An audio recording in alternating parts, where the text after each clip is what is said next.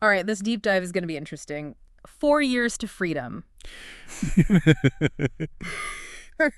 When you sent this over, I have to admit, my first thought was, okay, is this another one of those get-rich-quick schemes? Yeah, I can see that. But then I dug into Richard Cameron's work a bit, and Mm-hmm. it seems like there's actually some real depth here. Uh-huh. He's not just some random guru. The guy's a seasoned coach, consultant, even a former elite athlete. Right. So clearly he knows a thing or two about achieving goals. What do you think? Well, it's fascinating how Cameron weaves his background into this model. It's not just about money, it's about a mindset shift. He's advocating for philosophy centered on helping others get what they want. Yeah. Now, that might sound counterintuitive in the business world, right? Yeah. But think about it. Some of the most successful companies in history built empires on community and shared success. That's a really interesting point. I never thought about it that way. So are we talking like old school door-to-door sales kind of community building or something more modern? It's more about creating a network where everyone benefits from each other's success. Okay. Think about it. When you genuinely help someone achieve their goals, they're more likely to reciprocate, right? Yeah. It creates a cycle of positive reinforcement and mutual support. Okay, I'm starting to see how this ties into the network marketing aspect, but let's be honest. Network marketing has a bit of a reputation, doesn't it? Definitely. I mean, some people hear those words and immediately think pyramid schemes. You're absolutely right. There are definitely bad actors out there who exploit the model. But Cameron argues that legitimate network marketing is about building genuine relationships and providing value to others. Right.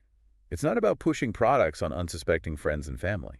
So how does he address that skepticism head on?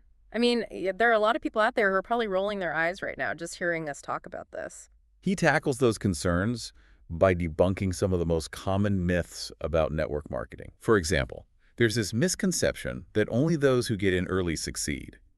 But Cameron argues that success is less about timing and more about consistent effort building a strong network and aligning with a reputable company. That makes sense. It's like any business. Just because you open a coffee shop in a trendy neighborhood doesn't guarantee you'll be successful, right? Exactly. You still need a good product, good service, and a solid business plan. Exactly.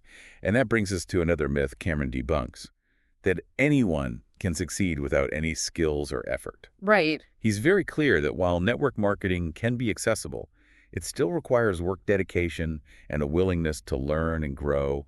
You don't just magically become a millionaire overnight. Okay, so it's not a get-rich-quick scheme. But what about this whole 4 years to freedom idea? That still sounds a little far-fetched, doesn't it? I mean, 4 years to achieve financial freedom. Well, that's where we get into the heart of Cameron's model.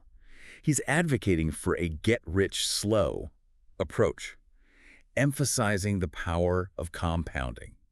You know that old saying, the best time to plant a tree was 20 years ago. The second best time is today. Yeah.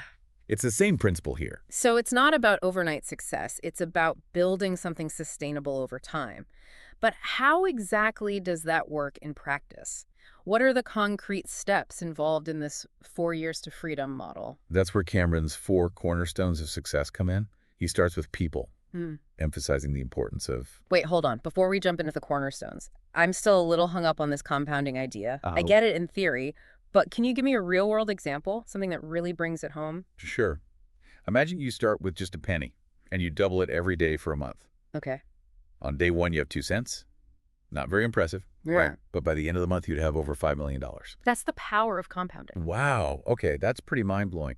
So are you saying that if I just start putting pennies away right now? Not exactly. It's an analogy, not a literal investment strategy. Okay. But the point is that small, consistent efforts over time can lead to exponential growth. Okay, makes more sense. Now, I'm really curious about these 4 cornerstones. You're about to tell me about the first one, people. What's that all about? Well, Cameron compares building a network to cultivating a garden. You have to nurture those relationships, provide support, and help them grow. It's not just about collecting contacts. It's about building genuine connections and fostering a sense of community. I like that analogy. So it's more like you're not just selling seeds, you're helping people plant a whole garden that they can be proud of. Exactly. And when those gardens flourish, everyone benefits. That brings us to the second cornerstone, product passion. Okay, this one seems pretty straightforward. If you're going to be promoting something, you better believe in it, right? Precisely. Yeah. Cameron argues that genuine enthusiasm is contagious. You can't fake passion. People can sense when you're truly excited about something. Yeah. You know, it reminds me of this time I tried to sell, well, let's just say it was a product I wasn't exactly thrilled about. It was awkward, to say the least. I felt like a used car salesman trying to convince someone to buy a lemon. That's a perfect example. When you lack genuine belief in what you're offering, it shows and it undermines your credibility. So the takeaway here is if you're going to put your time and energy into building a network marketing business, make sure you're passionate about the product. Otherwise, it's just not going to work. Absolutely. And that leads us to the third cornerstone, which is where things get really interesting. Royalty income. Royalty income. Okay, I'm intrigued. What's that all about? Imagine this. As your network grows and the people you've helped start achieving their own success, you earn a percentage of their income. It's like owning a small piece of everyone's garden in your network. Oh, so the more your network flourishes, the more you benefit. That ties back to the compounding effect we talked about earlier. Exactly. Your efforts multiply as your network expands. It's not just about your individual sales. It's about leveraging the collective success of your entire team. Okay, that makes sense. But I have to admit, the idea of earning income from other people's efforts still feels a little strange to me. It's a different way of thinking about income generation. Instead of trading your time for money in a traditional job, you're building an asset that can generate income even when you're not actively working. Think of it like owning a rental property. Okay, now that analogy I get. You put in the initial effort to acquire the property, but then it generates income for you month after month, even while you're sleeping. Exactly. And that brings us to the final cornerstone, residual asset value. Residual asset value. That sounds important. It's the idea that you're building something that continues to generate income over time, even if you eventually step back from actively managing it. So it's like building a digital garden that keeps producing fruit, even after you've retired from gardening. You got it. It's about creating something that has lasting value, much like building a successful online business or developing a valuable piece of intellectual property. Okay, now that we've broken down these cornerstones, it's starting to make a lot more sense. But there's one thing that keeps coming up in Cameron's work that I'm curious about. He keeps mentioning USANA as an example of a company that embodies the principles he advocates for. Ah, yes, USANA. It's interesting that he uses them as a case study, isn't it? Yeah. It raises the question, is this 4 years to freedom model specifically tied to USANA, or is it a framework that can be applied more broadly? That's what I'm wondering. He praises USANA for their product quality, ethical business practices, and supportive leadership. But is that just one example? Or is the entire model dependent on finding a company that ticks all those boxes? That's a crucial question for anyone considering this path. It's not enough to just buy into the hype or the promises. You need to do your due diligence. Yeah, I mean, let's be real. Not all network marketing companies are created equal, right? Absolutely. There are definitely some shady operations out there. If you're going to align yourself with a company, you need to research their track record, their leadership team, their product development processes, and most importantly, their values. So it's like choosing a business partner. You want to make sure you're compatible, that you share similar values, and that you can trust them to have your best interests at heart. Precisely. And that brings us back to one of Cameron's key points, the importance of supportive leadership.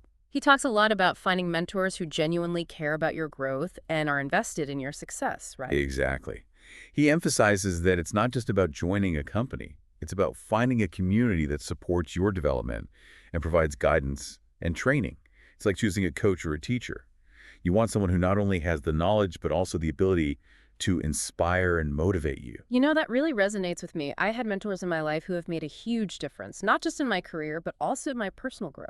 It's amazing how the right mentor can change your trajectory, isn't it? They can help you see your potential, challenge you to step outside your comfort zone, and provide the support you need to achieve your goals. Absolutely. And I think that's a key part of what makes this 4 years to freedom model so appealing. It's not just about financial gain. It's about personal growth, finding your tribe, and building a life that you're passionate about. It's about adding years to life and life to years, as Cameron puts it.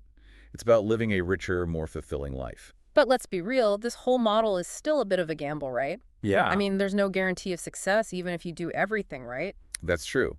There are always risks involved in any business venture. But Cameron argues that the potential rewards are worth the effort. He believes that this model offers a path to financial freedom, personal growth, and a more meaningful life. So what do you think? Is this 4 years to freedom model a legitimate path to success? Or is it just another pipe dream? That's a great question, and it's one that we'll need to explore further in the next part of our deep dive. Stay tuned, folks. We're about to get to the heart of the matter. All right, we're back and ready to tackle the big question, why 4 years? It's a bold claim, even if it's not a guarantee. Right. What makes that time frame so significant in Cameron's model? Well, I think it's partly about setting an ambitious target. Think about it. If someone told you you can achieve financial freedom in 20 years, it wouldn't have the same urgency, would it? Definitely not. 20 years sounds like forever. 4 years, though? That feels attainable, almost like a sprint to the finish line. Exactly. It creates a sense of urgency and motivates you to take action. But it's not just about the psychology of goal setting. Cameron lays out a specific roadmap based on those four cornerstones we discussed: building your network, developing product passion, leveraging royalty income, and creating residual asset value. Okay, so it's like a 4 year plan to build this freedom generating machine. But is that timeline realistic for everyone? What if you're starting from scratch with no experience, no network, no nothing? Cameron argues that his model is accessible to anyone who's willing to put in the work, regardless of their background or experience.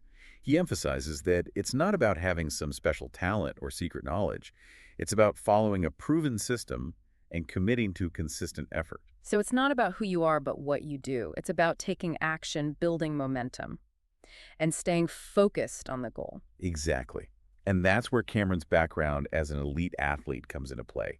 He understands the importance of discipline, perseverance, and pushing through challenges to achieve ambitious goals. It's like training for a marathon. You don't just show up on race day expecting to win. You have to put in the miles day after day, building up your endurance and strength. That's a great analogy. And just like a marathon runner needs a good coach and a supportive team, Cameron emphasizes the importance of finding mentors and building a strong network in this model. So it's not just about going it alone. It's about surrounding yourself with people who believe in you, support your goals, and help you stay on track. Precisely. And I think that's what ultimately makes this 4 years to freedom model so appealing. It's not just about the money. It's about personal growth, building meaningful relationships, and creating a life that you're truly passionate about. It's about adding years to life and life to years, as Cameron puts it. It's about living a richer, more fulfilling life on your own terms. Exactly.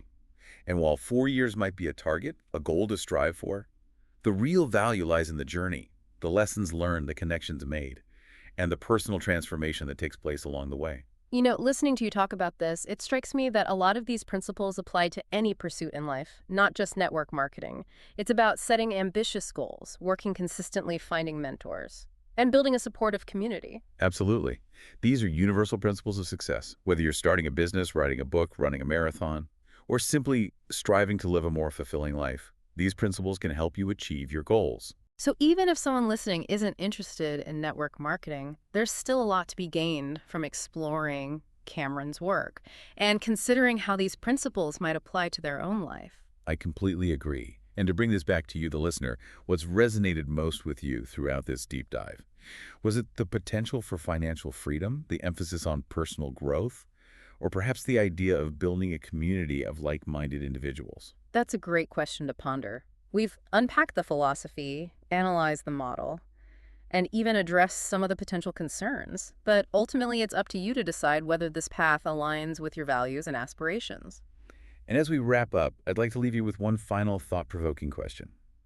If you were to design a life based on helping others succeed, what would it look like? What kind of impact would you want to make on the world? That's a fantastic question to consider. It challenges us to think beyond just our own success and consider how we can contribute to the well-being of others. It's about shifting the mindset from competition to collaboration, from individual gain to collective prosperity. And that's a powerful message to carry with you, regardless of what path you choose in life. So thank you for joining us on this deep dive into 4 years to freedom. We hope you found it insightful, thought-provoking, and maybe even a little inspiring. Remember, the journey to freedom in all its forms is an ongoing process. Keep learning, keep growing, and keep striving to create a life that aligns with your values and your vision for the future.